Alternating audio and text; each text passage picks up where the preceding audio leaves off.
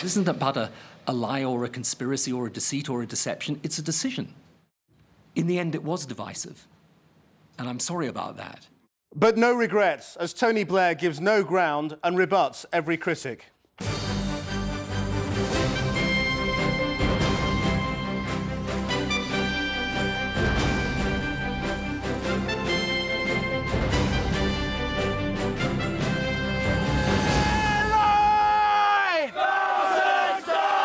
They came hoping for catharsis, and Tony Blair confronted.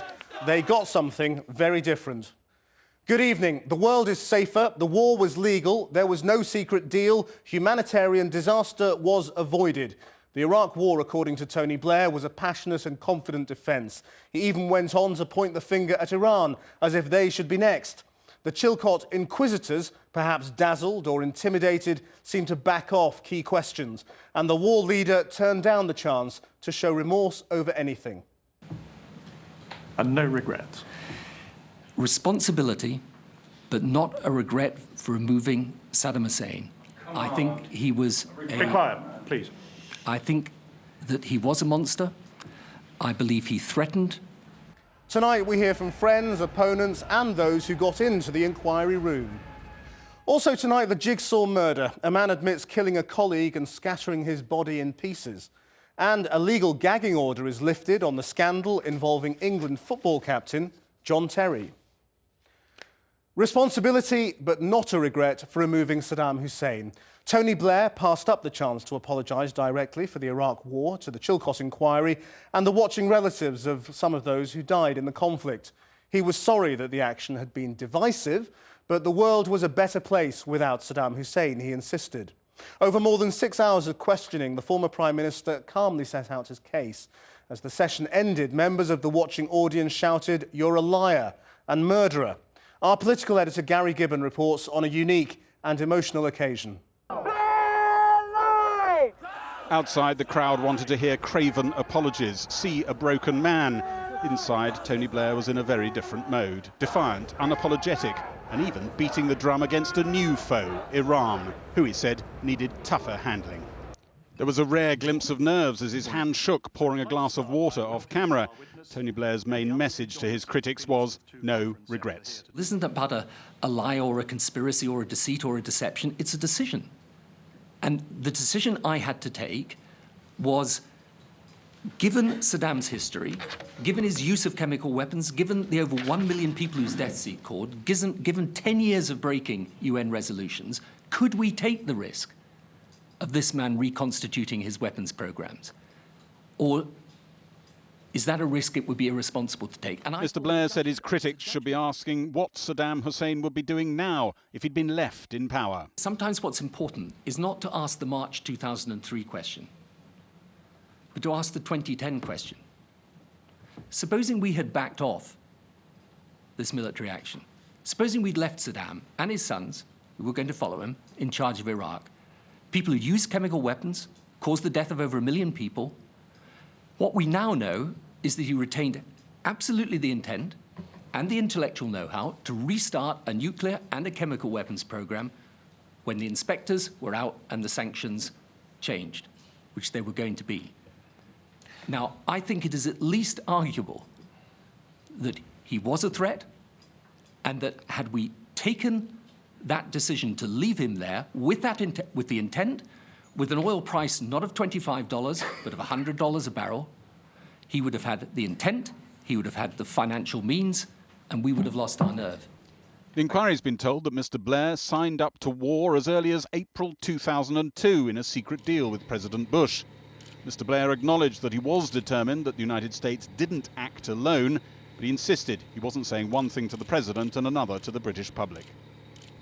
What I was saying to President Bush, and I wasn't saying this privately, incidentally, I was saying it publicly, was we are going to be with you in confronting and dealing with this threat. There was no, I mean, the one thing I was not doing was dissembling in that position. Some opponents of the war may dream of the day Tony Blair is in the dock of the International Criminal Court in The Hague for conducting an illegal war of aggression, though the inquiry has already been told by experts this scene could never happen. Mr. Blair admitted that the Attorney General, right up until the last weeks before the war, thought it was probably illegal. but there was no pressure on him to change his mind, he said.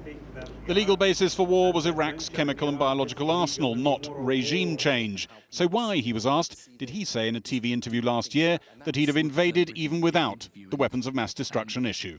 Even with all my experience in dealing with interviews, it still indicates that I've got something to learn about it. At one point, Tony Blair acknowledged that the Iraq mission nearly failed, but Mr Blair insisted post-invasion planning had been good. It just hadn't foreseen the collapse of the Iraqi civil service and al-Qaeda marching in.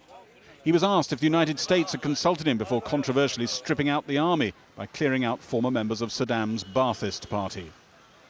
Do you feel we should have been consulted about it before Well, I feel it's a decision of such moment that it would have been sensible if there had been a major discussion about it. So the answer is yes? Yeah, but I would say to you that, to be fair to the Americans, the moment that it happened, we raised these issues with them, and actually they reacted to it. But they didn't withdraw the decisions? Well, they amended the decisions very substantially. One of the big surprises of the day was that Tony Blair, who's operated a self-imposed silence on areas of political controversy since he left office, chose today and his evidence session here to call for a tougher policy on Iran.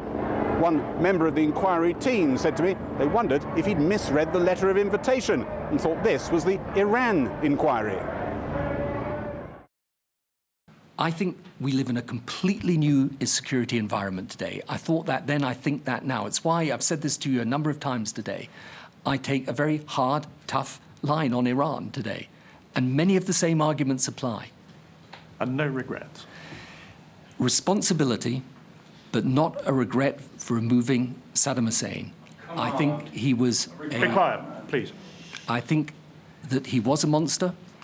I believe he threatened not just the region, but the world. And in the circumstances that we faced then, but I think even if you look back now, it was better to deal with this threat, to deal with it, to remove him from office. And I do genuinely believe that the world is safer as a result. Those who wanted to see a lynch mob here were always going to be disappointed. Those who wanted to see Mr Blair seriously put on the spot by detailed forensic questioning may feel a little disappointed too. Tony Blair dominated events. He even told the Iraq Inquiry an indication of what he'd be doing if he was still in power. For critics of the war, it was a wrongful invasion followed by a botched occupation. Tony Blair told the Inquiry that Iraqis thanked him, liberating them twice, first from Saddam Hussein and secondly from the chaos and terror that followed. Gary Gibbon, Channel 4 News, at the Iraq Inquiry in Westminster. Well, I'm joined now from Glasgow by the former Lord Chancellor, Lord Falconer, a close friend of Tony Blair, of course. This was perhaps his big opportunity to express some remorse over the lives lost. And we heard him for the first time admit that 100,000 people have been killed since the Iraq War. Does it not strike you as rather cold that he didn't take that opportunity? Well, I think the critical thing was, the question for Tony was, did he regret the decision that he made in March 2003? Did he regret it after the event when he saw, for example, that there weren't weapons of mass destruction? And he was absolutely clear that he thought that he had taken the right decision. In those circumstances, it's very difficult to be remorseful for a decision that he thought was the right one. But asked if you regret nothing, and not to say, well, I regret that 100,000 people are dead, will seem very strange to many people. Well, I'm sure he wasn't intending in any way to be cold, but the focus of the inquiry is on the series of decisions that were made building up to March 2003, and then also what happened afterwards in relation to the planning and the occupation of Iraq. And that's what he was dealing with. He got off pretty lightly, didn't he? Well, these were 5 people who have access to all of the documents. They are people well informed who've been spending weeks going through the issues with other people. But you wouldn't say that was a tough grilling, would you? I mean, you're an experienced lawyer. They were the people they were the best people to do the questioning. They knew the questions to ask. Right. Well, I mean, let's just look at one of the bits that they didn't pick up on, which was his explanation of his interview with Fern Britain, in which he said it would still be right to remove Saddam Hussein, even if he'd known there were no weapons of mass destruction. When he was asked about that today, he said but I didn't talk about regime change, which seemed very disingenuous, because he did talk about it being right to remove Saddam Hussein anyway. No, it was very clear what he was saying about the fact that weapons of mass destruction had not been found. What had been found, and this was documented by the Iraq Survey Group, was factories, scientists kept together, intellectual know-how available in order to make weapons of mass destruction once Saddam Hussein had been released from the UN sanctions and disarmament regime. What he was saying was, even though we didn't find weapons of mass destruction, we found a very, very severe threat. A threat that would have been revealed had Saddam complied with the disclosure requirements of the United Nations Security Council regime. Let me bring in from New York, Khan Ross, who was one of Britain's most senior Foreign Office officials and who resigned his job because of his misgivings about the government's Iraq policy. What did you think, watching from over there, of the questioning and of Tony Blair's answers? Well, I thought the questioning was wholly inadequate, frankly. A great deal of detail was thrown up by Tony Blair, but the panel didn't really follow up on several crucial questions. Amongst them, the nature of the threat, where Blair again confirmed his attachment to this extraordinary claim of a 45-minute threat, which is absolutely aberrational from the consistent evidence of the JIC and the view across government and in the UK government as a whole for many years that Iraq was not a threat. It had neither the capability nor the means nor the intent to deliver weapons. Secondly, the legal stuff was not really followed up on by the panel at all. Blair, in what sense? What should they have asked? 1441 gave. Well, Blair repeatedly referred to Resolution 1441, and he even talked about specific paragraphs of them. But in fact, his retailing of what those paragraphs said was partial. He said that 1441 said that if there was non-cooperation with the inspectors, which is itself a moot point, then Iraq was in material breach, and therefore the UK had authority to war. This is not what, in fact, the paragraph says, because it says that the decision needs to be referred to the Security Council, i.e., there needed to be another resolution. And in fact, Britain itself seems to have believed that, because it went back to the Security Council for another resolution. These inconsistencies were not brought out by the panel. The legal justification also rests. The Blair got... Sorry, let me just put that to Charles Faulkner, who's in Glasgow. I mean, he got away with that one, didn't he? Are you talking about the legal stuff or the 45 minutes? The 45 minutes. As far as the 45 minutes is concerned, he was closely questioned by the panel. He was asked, did he understand that the 45 minutes was only battlefield weapons? He said he hadn't focused on it. They had a long discussion about the significance of the 45 minutes in persuading the country. But what about the selective quoting from 1441? As far as 1441 is concerned, the position in terms of how the government decided was, and Tony was absolutely right about this, it was a matter for the Attorney General, ultimately, to decide whether or not it was lawful, and he decided in mid-February 2003 that there was a reasonable case that it was lawful. I don't think it's appropriate for people to say, well, you should have gone through the legal detail with Tony Blair, and the panel took the same view. OK, Khan Ross, one of the things that Tony Blair did very deliberately today was keep on talking about Iran, as if that should be next. Did that concern you? Well, I don't think it was remotely relevant to the remit of the panel at all, or what he was there to talk about. And in fact, underlines, I think, my disappointment that the panel did not go deeply enough into the question they should have gone into. For instance, they didn't go into the question of alternatives to war. It's clear from the panel's findings so far that there was not a proper cabinet discussion or any consideration by ministers of the available policy alternatives to military invasion. Blair presented it today as if it was sanctions were eroding, and therefore war was kind of inevitable. Either we had inspections or war. And this was, in fact, the picture was, in fact, much more complicated. And no witness to the panel has yet been properly questioned about this issue, let alone Blair today. So I'm very disappointed. Lord Faulkner, one of the overwhelming senses one got watching was, and because he kept reinforcing that it was a matter of judgment, was that these were all very much, at the end of the day, Tony Blair's judgments, Tony Blair's decisions. Where was the cabinet? I mean, you weren't in the cabinet at that time, but what were the cabinet doing? They weren't questioning him at all. these were government decisions. Tony said in the course of giving evidence today, in my view rightly, though you're right to say I wasn't in the Cabinet at the time, that the Cabinet discussed the Iraq issue time and time again. There were people who were against the use of force in Iraq within the Cabinet, Claire Short and Robin Cook, and they both eventually resigned honourably in relation to it. But that indicates that the Cabinet was engaged, discussed it, and apart from those two members, supported it.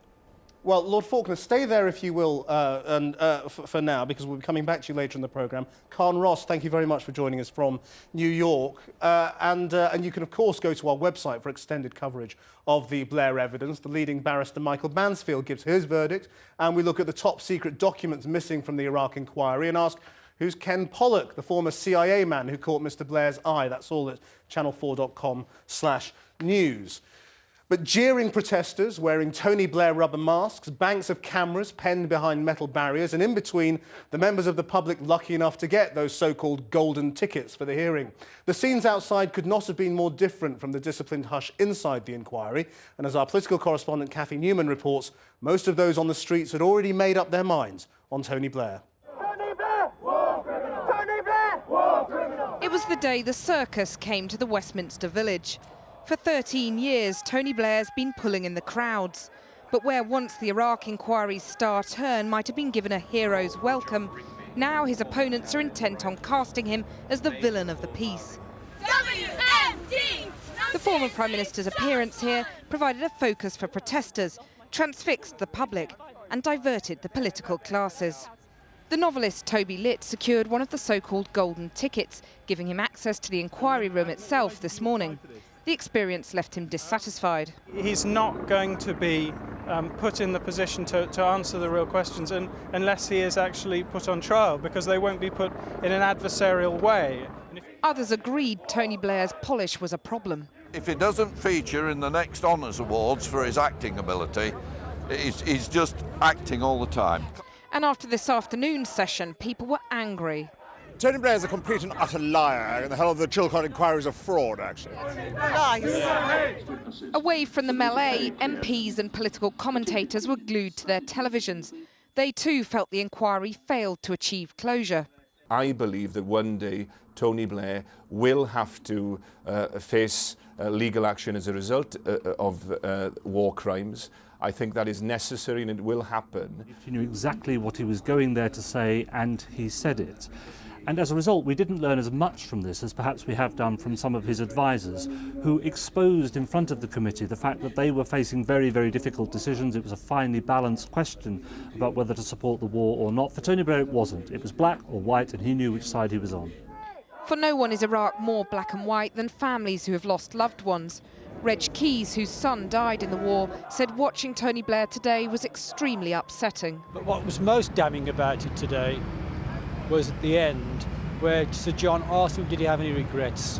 He could have at least said the loss of British forces, the life, or the loss of the Iraqis have suffered, but not one regret, and that caused quite some emotional outbursts, and a couple of mothers broke down crying. Whatever their reasons for being here, the spectators, both inside and out, agreed on one thing: Tony Blair's a consummate performer. Like any great showman, the former Prime Minister aroused a range of emotions here: anger, upset, admiration and even envy.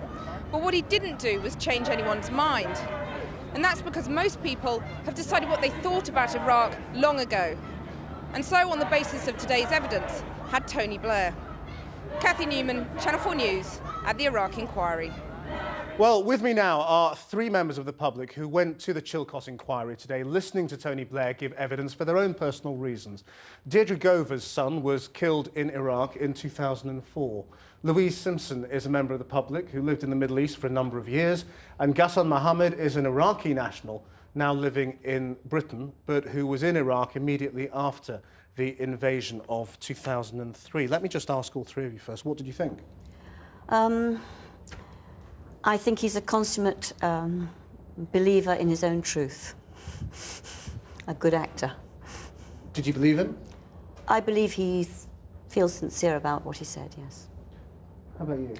I have to say, I think the inquiry is amazing. I think the people questioning are amazing. And actually, he did admit responsibility. And I think that should be regarded in this. No, I'm sorry he didn't apologise, but he did admit responsibility. And Mr. Mohammed, what was your overall reaction? Actually, I felt sorry about Tony Blair, because in a way I felt this man, with his leadership, he's been pushed to this war by the American administration, and he actually, the timetable set already by Mr. George Bush, and he has let's get into the detail a little later on. I just wanted to get overall reaction. Deirdre, you were gasping with horror. I don't think he's pushed into anything at all. I think he chose his path to be on the centre stage in some personal glorification. I suppose one of the key moments was that end section when he was asked overall any regrets. What's your overall feeling? How did you feel about that? I was really upset. I hadn't been upset all the way through it, but I was absolutely furious. We wanted justice and we wanted an apology. He gave us neither. Let me just put that to Charles Faulkner, who's still with us in Glasgow. What do you think of that, from a mother of a serviceman who lost his life? No. Yeah, no, and I can understand that what's being said there is that it's justice and an apology that is wanted, but Tony is saying specifically he didn't think he made the wrong decisions, and that is the disagreement, I think, between Tony on the one hand and very many of the people who were there during the course of the day listening to his evidence. But it was possibly true. But it was him saying that he was responsible. I don't know where the cabinet were in all this. I mean, it was I did this, I decided that. There was no we, the cabinet, and I do find that extraordinary. It was of course, it's a huge responsibility for one individual to have to take a country to war. But where were the cabinet? Where were the cabinet for or against to aid him and to give him greater legitimacy, in inverted commas? Can you now let this lie, having heard this, having sat through these hours of testimony? I mean, it is years on. The Labour Party won an election after the Iraq War. We've had 3 inquiries. You've watched the evidence. Can you just drop it now? I think this is the trial, and the people out there today, this evening, are the jury. I think this is the end of it. I think every single member of the Chilcot Inquiry are really good at this, and I think they really understand what they're doing, and it's going to take them another 8 months at least to pull this all together. You're shaking your head, Mr. Mohammed. I think for Iraqi been suffering since, it's not going to end there, because the sufferings continue as a result of that decision. And I think still, as we all heard, Iraq still suffering. There's a lot of violence there. And because they didn't have a plan after the invasion, and I think that's ridiculous, Iraqi paying for that. A bad decision. So I think it's not end for the Iraqi. Maybe for, obviously, the public in Britain, but it's not end for I'm not clear what you think, because on the one hand you were saying you felt sorry for Tony Blair because he was pushed into a war. Let me clarify that. I feel sorry in a way. I mean, he seemed to me the person, he didn't use his leverage with the United States. He been pushed by United States and not take a leadership with them to clarify the position. For example, he mentioned about the second United Nations resolution. When they asked him, he said, I asked Mr. Bush to try again and try to see if we get the second resolution. Mr. Bush said, fair enough, go on. But the timetable already set for the war. So it was irrelevant. Lord Faulkner, one of the things Tony Blair did say he was sorry about was that this had been such a divisive issue. He said he tried to bring people together, but there was an implication there that he had failed. I mean, at what point does this divisiveness stop? I mean, is this the end, or will it go on forever? Well, I don't think this is the end of it. I think it's been an extremely good thing that 5 people with access to all the documents have been able to cross-examine Tony, and the public have been able to see it. For the reasons that you've been going through with the 3 people who've just been interviewing, I suspect this is not the end of the story, that there's going to be divisiveness for some time to come. But I think Sir John Chilcot's inquiry can go some way to trying to deal with quite a lot of the issues. I mean, Mr. Mohammed, ultimately, do you support Tony Blair when he says the removal of Saddam was right and the world is safer? I think the model they used to invade Iraq is wrong. I never supported the war. Yeah. They could have used the model in Yugoslavia when the president of Yugoslavia has changed without invasion. They have already, according to a lot of intelligence communities, said they have contact with some Iraqi officers prior to the war. Why they couldn't use that leverage and try to topple him without invasion? I think he's a peace envoy for the Middle East now, and he's caused more problems in the Middle East than any other human being in this world. So he's an inappropriate man to continue? Totally. I think it was an ignorant decision. I think 9/11 did change everything. I don't think Saddam Hussein had anything to do, along with everybody else, anything to do with 9/11. Most of the hijackers were Saudi Arabians. And I just think that the approach was absolutely wrong, and a little more knowledge of the Middle East would have gone a long way. And I don't understand why more sensitivity to another approach was not taken at any point. OK, Louise Simpson, Deirdre Gover and Ghassan Mohammed, thank you all very much indeed. Lord Faulkner, thank you as well for joining us throughout that. Now, some of the day's other news in brief. A man on trial for the murder and dismemberment of a North London kitchen salesman last year has changed his plea to guilty. 38-year-old Stephen Marshall today admitted he killed Geoffrey Howe in March and disposed of his body parts in Hertfordshire and Leicestershire. Marshall's girlfriend, 21-year-old Sarah Bush, is also accused but denies murder. There's no deal yet, despite missed deadlines and days and nights of talks between Sinn Féin and the DUP over the transfer of policing and justice powers to the Northern Ireland Assembly and the handling of parades. The British and Irish governments said their proposals would be put in place if the parties hadn't found their own way out of the deadlock by this afternoon. They haven't yet. Sinn Féin said tonight it is trying to get things working properly. The DUP says it's prepared to do business, but wasn't interested in deadlines. The Labour MP Harry Cohen has apologised to the House of Commons for a serious breach of the rules governing second homes allowance claims.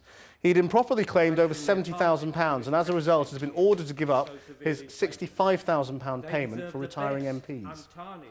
A so-called super injunction preventing the media from disclosing England footballer John Terry's alleged extramarital affair has been scrapped by a High Court judge. The England captain and Chelsea skipper sought the injunction last Friday after hearing rumours a Sunday newspaper was to publish allegations surrounding his private life. But today, Mr Justice Tugendhat ruled the injunction was not necessary or proportionate. This is the latest in a string of privacy injunctions to come under the spotlight in recent months. The authorities in Peru are continuing their evacuation of 2,000 tourists stranded by floods and mudslides 8,000 feet up in the Andes Mountains.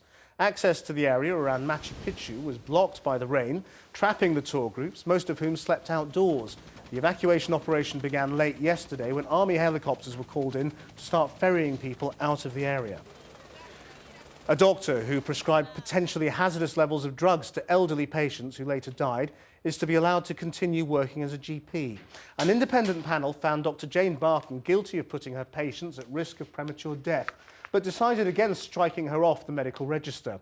She'd been accused of failing in the care of 12 patients at Gosport War Memorial Hospital in the 1990s.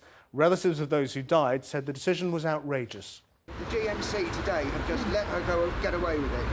This isn't about protecting the public, this has been all about protecting the doctor. It's an absolute total disgrace.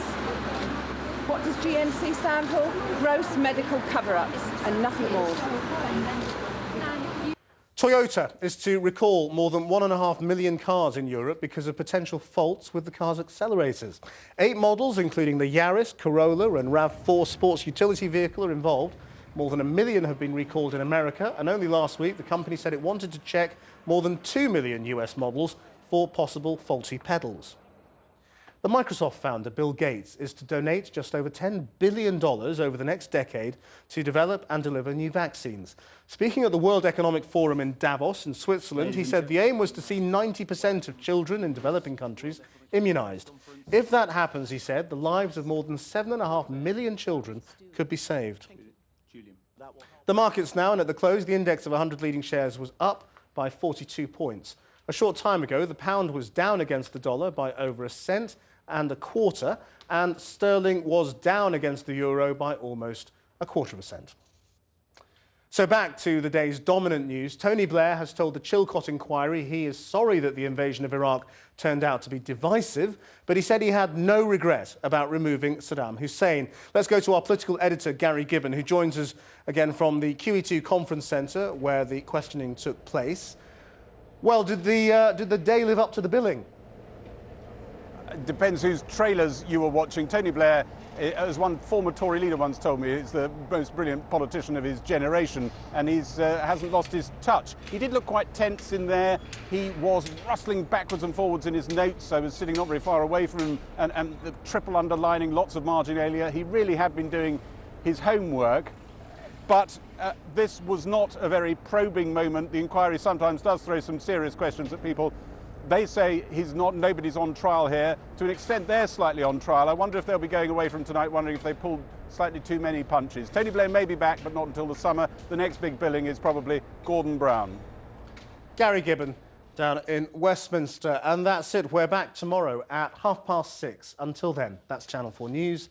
Have a very good evening.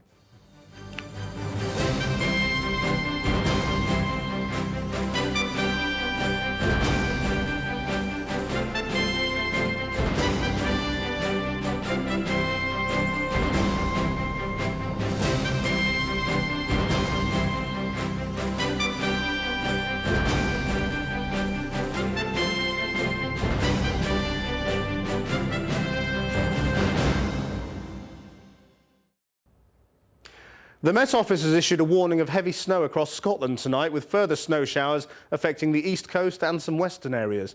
It's likely to lead to icy stretches on the roads as temperatures fall below freezing.